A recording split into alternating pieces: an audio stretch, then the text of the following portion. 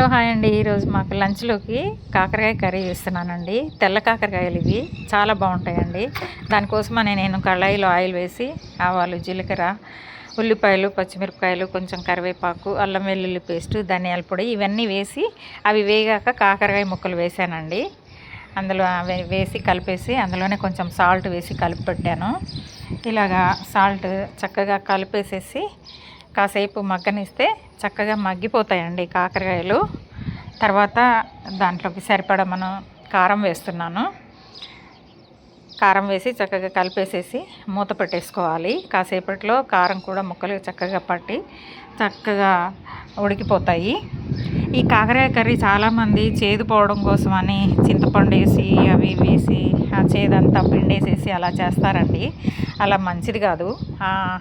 దాని గుణమే చేదు కాబట్టి అది మన హెల్త్కి ఎంతో ఆరోగ్యకరం.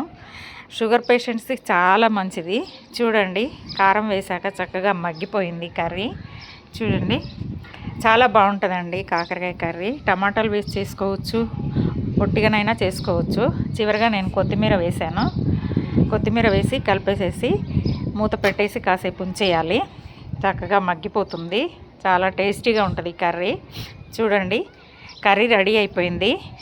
చివరిగా నేను కొంచెం గరం మసాలా పౌడర్ వేస్తున్నాను.